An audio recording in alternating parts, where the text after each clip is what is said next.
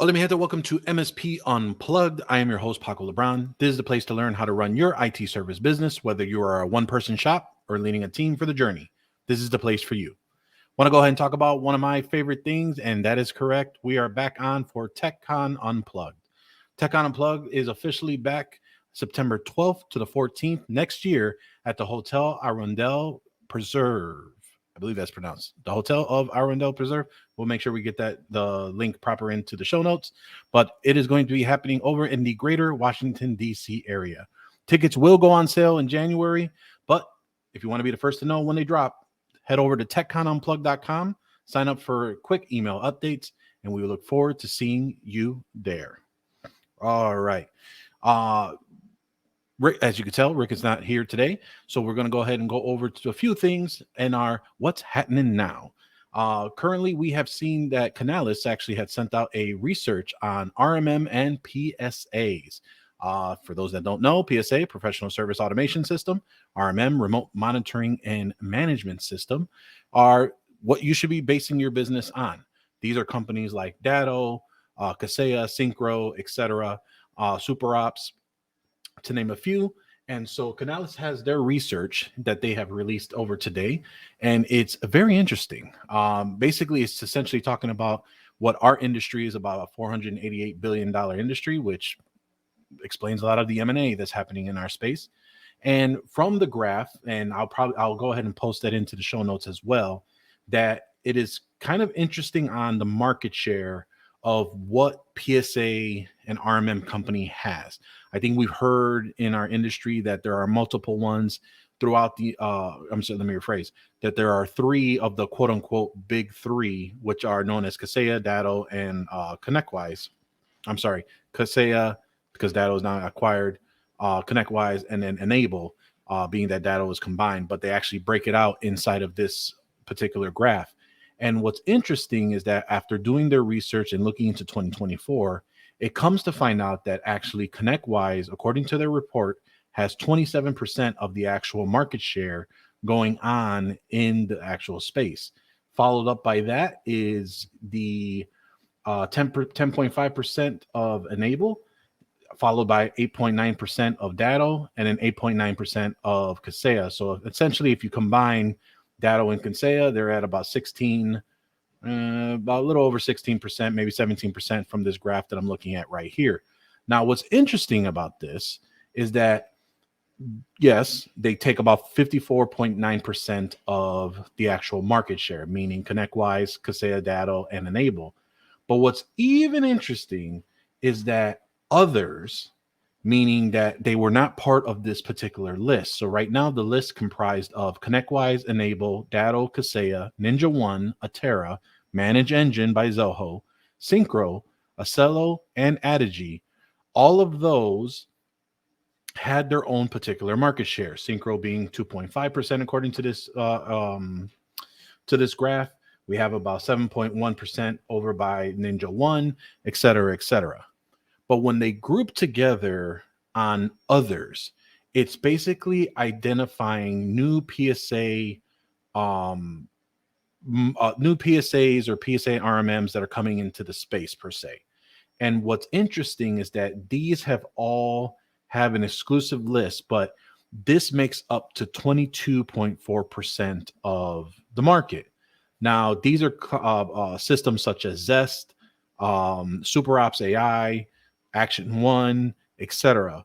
But why I find it interesting is that it's showing that of the 54% of that the big three have, that there is a big expansion of market share coming in for all these other spaces. So it's just very interesting to see how the space has become and how the expansion of it all, on how a lot of these new RMM and PSA players that are coming to the market are starting to expand a little bit more. So just for those that, if you feel that you don't have to be a ConnectWise, Kaseya, Datto, and Enable shop in order to get, quote unquote, the love with vendors, integrations, things of that nature.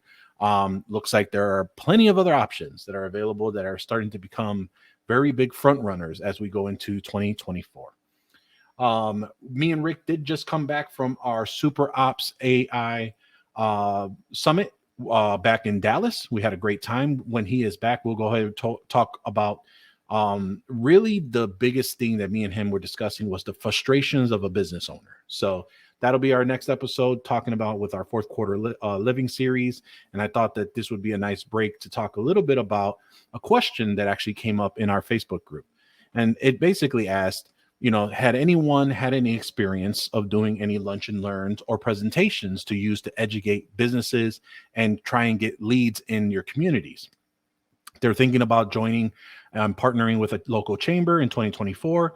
What topics to get the most attendance, engagement, leads from, and so forth. So I let them know if they wanted us to do a podcast on it. They said absolutely, but they didn't share if they wanted to share their name. So I will go ahead and keep this anonymous as it is. But if you are in the Facebook group, you'll know exactly who it is from our online community.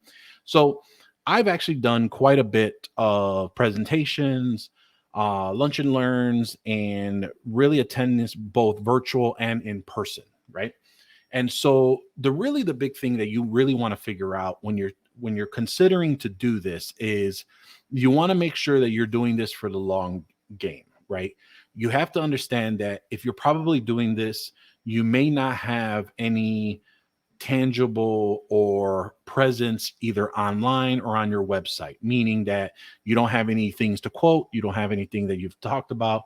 So you're kind of trying to figure out what's your best way to either talk about a certain topic or what resonates with you that would be able to resonate with a business that you're working with. So you got to really figure out your first step to consider is, what are you good at? What can you talk to? I think that a lot of us see a lot of the presentations that are happening around online right now.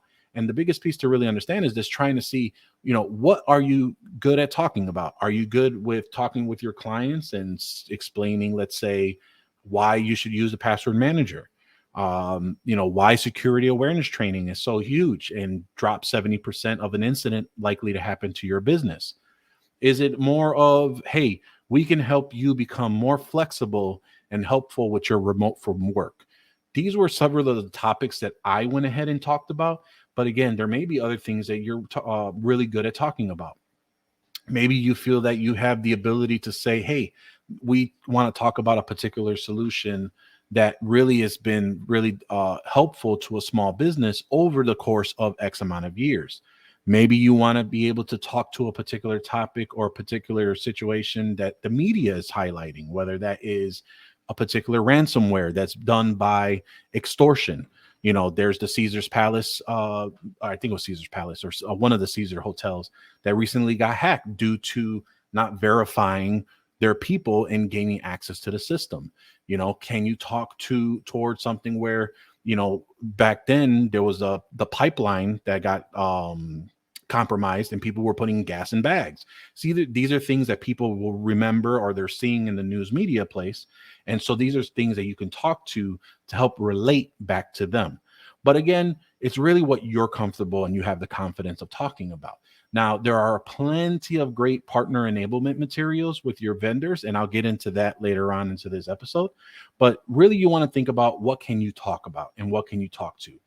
For us, we have a presentation on why passwords are important and going into phishing and things of that nature and why it's important to have password management. We do talk about security awareness and having a presentation for those. And we actually have a presentation that combines both. And really what we have to do is you have to make it compelling. You have to make it that it's attracted to people that so they can, make it top of mind and put one-to-one. If you just go ahead and put a presentation that says why you should use passwords, probably pretty dull to hear from that. But if you maybe preemphasize that and say cybersecurity series or get your cybersecurity hygiene in check, things of that nature will help either create a little bit of curiosity for them and help them attract toward that webinar that you may be having. So I use plenty of platforms to help me try and figure out certain things like this. I'm a big proponent of the open AI platform of ChatGPT, but there are many others that are out there. There are Bing AI. There are many others that you can help kind of just quote unquote shoot back and forth and figure out what makes sense for you. But the important part is if you do want to be viewed as a subject matter expert, you have to have the credibility, meaning you have to have that tangibility of what you're talking about. So that comes with confidence to speak to. Don't talk onto something that either A, you may not be so familiar with, because what's going to happen is B, people will see that. And then if they ask you questions, you may end up getting tripped up. And then there's going to be a bad situation altogether because you won't feel as comfortable to continue with your presentation. And people do see that. So it is a little bit scary. But again, this is the thing you have to really think about is what are you good at and what can you talk to about as well. The next decision you have to make is, do you want to do this virtually? Do you want to do this in person? Now, yes, you can do a lunch and learn virtually. And we've seen that during the time when we were all in shelter in place. A lot of vendors who were doing lunch and learns, and me included, was some of those where you can actually send several different types of gift cards for lunch. So you could do an Uber Eats, you could do a DoorDash, etc. And you can quote unquote pay for their lunch as you would if you had a lunch carrying into a particular space. And you can go ahead and provide them that that as well as kind of the enticement for them to go ahead and register and to attend your webinar. Now, this has been very helpful because, again, as you start to think about what do I do to attract them for the actual topic, having the ability to say, hey, if you join, you will get X. It may help out to, let them provide that information to you, whether that is the email address, full address. It depends on what you're trying to get out as far as information and leads. But this will actually help with the lunch and learn part if you're going to do it virtual. In person is a little bit easier. You can go ahead to a local restaurant that's around there. You can go ahead and, you don't necessarily have to feed everyone per se, but you want to make sure you have enough for the attendees that you have that are confirmed. Now, one thing that you do want to make sure you remember is that if you're doing a free event, and this is something that you're doing on your own, always know that there's going to be a portion of those who signed up that are not going to show up, because that's just unfortunately the nature of free. Free means that they don't have any skin in the game, and they're going to go ahead and make sure that they'll register, but something will come up and their priority of, let me go to this free event. I'm not really going to lose anything, so I'm going to go ahead and move on to the next. So that's something you want to take into consideration as you're generating these. But in person is going to be a great opportunity for you to really have people see your personality, how you move, your nuances, things of that nature. Now, if you're like me, when we were back in the day, when you had if you're a solo business owner, there's a possibility that you may not have the resources, right? So question is, how do you afford it?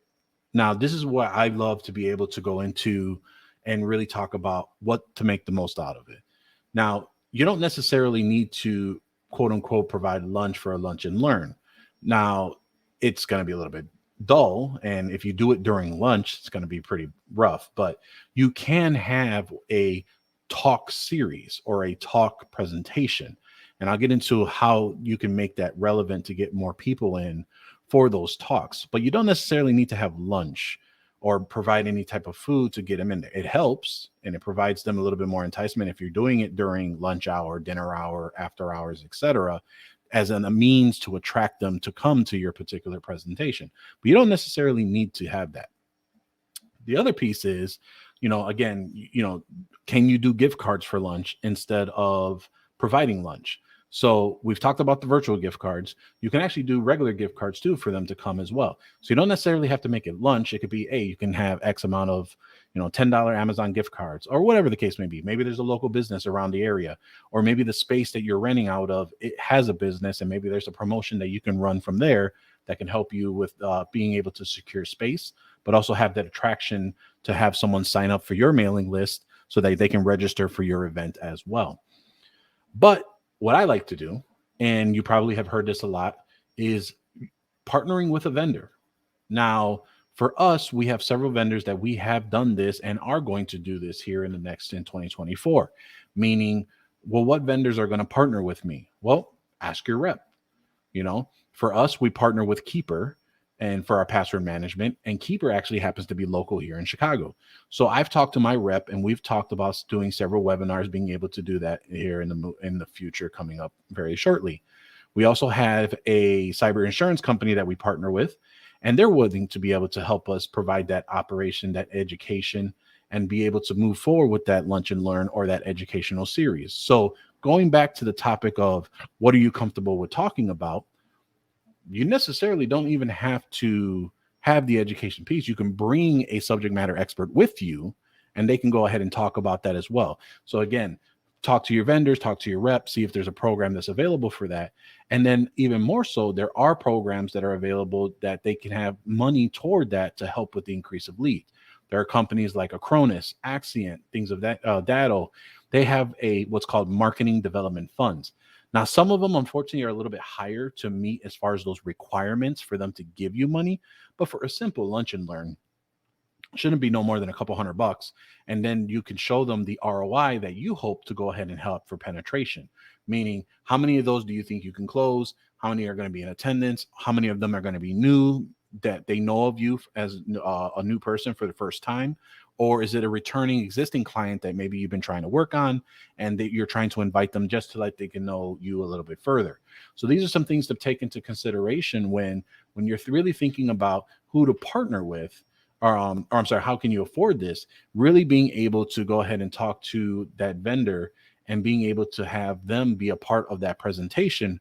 And I'll go into that here in a little bit further. But again, talking to your vendors, seeing what they're all about. There is nothing wrong with you being able to ask your rep. If you don't know who your rep is, email support to ask who the rep is. And I'm sure that you'll be able to find at least a couple that are going to be really good partners, at least to help you either A, understand what their programs are all about. B, can they give you any type of funds to help fund the actual lunch and learn? Or you can go ahead and have a subject matter expert to come in, because for them, it's going to be beneficial for them because you're basically trying to increase your spend with them. So they want to put a little bit of money in the game for them to be able to do so. I have a friend that literally was not living on his company's P&L because of the marketing and the MDF funds that they were receiving from big OEMs and other vendors to cover all the things that he was doing for when he was expanding his territory. So something to think about. Talk to your vendors. I always say it's always important to make sure that you support your vendors. But in the other way around, it's important for them to support you as well. So something to take into consideration. Now, one of probably the main pieces that probably we were talking about, and this is probably what the person who was asking this question really cared more about, is who do you partner with? Now, they mentioned about partnering with a local chamber of commerce. Totally a great opportunity for you to go as well. Just know that there probably are other MSPs, IT service providers that are in there, and there's a market share they're trying to get into. You don't know if they have an inside with them, but you want to be able to join. You want to be able to talk, really understand that you're trying to give them value and genuineness of, hey, I want to provide a tech talk with on a particular topic here. I want to be able to do a webinar for you guys, and etc. Or how can I go ahead and join a particular committee so I can better understand who your actual patrons are or your members, so I can better help you with that. This is going to be probably a lot of good, hard, and just rubbing elbows, pressing the flesh, as they say, shaking hands, joining to their community. So a lot of these chamber of commerces will have a members night out or a breakfast or a lunch or a happy hour. Great time to meet folks and see who's who, learn more about the organization without actually joining the organization and seeing if it's a fit for you. For us, we felt that the chamber here in Chicago just didn't meet what we were looking to do. We felt that chamber of commerce, you kind of got lost in the noise. Although they had a lot of great programs and a lot of great events where we benefited from knowing and establishing relationships, for us, it just really did not. We felt like the money entering in there as far as joining as a member didn't work out for us. What we did do was we did join a local neighborhood association. Now, associations tend to act just like a chamber of commerce. However, they have a little bit more flexibility. You have the ability to do more things with them. Have the ability to really just focus on what their members are trying to do. And you don't get necessarily lost in the noise, whereas a normal chamber in the neighborhood is the main chamber. So when business owners are Googling chamber, they're automatically getting that traffic flow. But there are neighborhood associations that may be focused on small businesses, which we were lucky enough to join one back in the day, which really helped us join into other bigger MSPs in the area that helped us with a referral system and things of that nature. So check out your local neighborhood associations. I think that'll be a great opportunity for you to take a look and see what's out there. And again, a lot of them tend to act like chamber of commerces, and you might find a lot of great opportunities there as well. I know for us, we've done a lot of in-person tech talks and lunch and learns and webinars. And then we also did a lot of webinars for other chambers and local neighborhood associations that, again, had that feel as a chamber, but they were more of an association supporting those business owners in the area. Another thing that you can take a look at who you can partner with is at trade shows.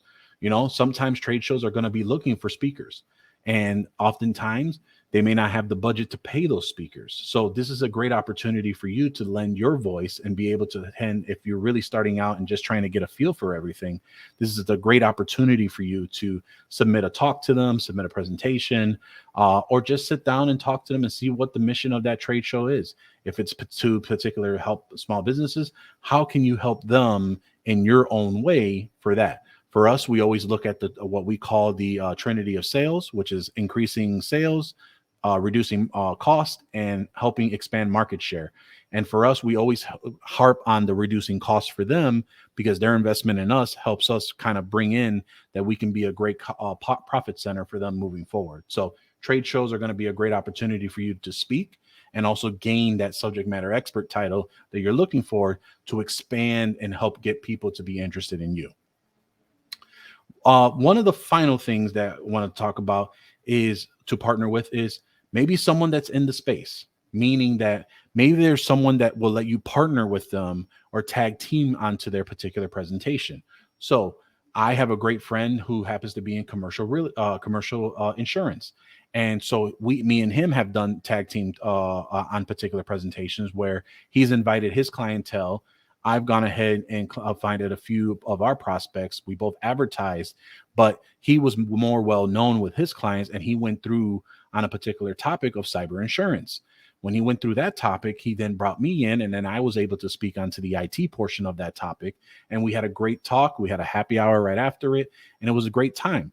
These are things that you can go ahead and take a look at to see, are there any people that you know, whether that is maybe it's a client of yours that does a lot of these type of presentations, and maybe you can help tag team with them on the IT portion of it.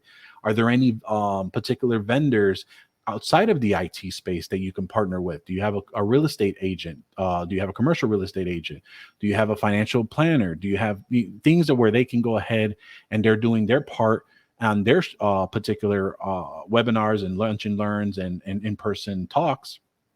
Can they bring you to provide a variety across their clientele and help borrow their authority and leverage so that you can go ahead and make some impact and just to get some more practice? Because when you do tag team with someone or you partner with someone, it tends to help really a lot when it comes to that borrowed authority and just to learn from. I think that when we first start to do this, we don't know a lot about the little nuances of, do I have to have a clicker? Where am I setting up my laptop? How am I going to take a look at my notes when I'm talking to someone on the PowerPoint presentation? These are all things that you'll be able to learn and understand how to kind of move forward fluidly and learn from someone that's been doing it for quite some time. So with that, I have ran through quite a bit and in a short amount of time. So interested on what you all thought. I would be curious to hear if you have any additional suggestions, any maybe feedback or criticism or critical feedback to come back to us and say, constructive feedback is what I meant to say, on any of the things that I've mentioned. Please go ahead and feel free to either put a comment down in this video, or you can email us at info@MSP Unplugged. I'd be super curious to hear what you think on this version of what we call Bytes. I don't know where I came up with that topic, but I thought it was clever. The MSP Lunch and Learn blueprint of what we have. For those that have joined our Patreon, I am more than happy to share those presentations. I believe there's actually is a post on the presentations that I have done myself at ProdigyTeks, but more than happy to share those who email in, or that is not a Patreon supporter. Feel free to go ahead and email us, or I'll make sure that that's inside the Patreon system as well if you are interested in supporting this fine channel as well. So hope that was helpful for those, and especially for that ones that had asked that question in the community group. Feel free to all of us here at MSP Unplugged. And if you like what you heard, tune in every Tuesday and Thursday. Watch the video podcast on youtube.com/MSP Unplugged. You can like, subscribe, hit that notification button to be notified whenever a new episode is available. You can also take us with you on the go on your favorite podcatcher app. We are on several streams, some such as Amazon Music, Spotify, Apple Podcasts. Most importantly, if you love what you hear, please leave a review on your favorite podcatcher app. Can't say that 3 times fast. That will help us be found by other like-minded business owners like yourself. Thank you for listening, and we will see you next time on MSP Unplugged.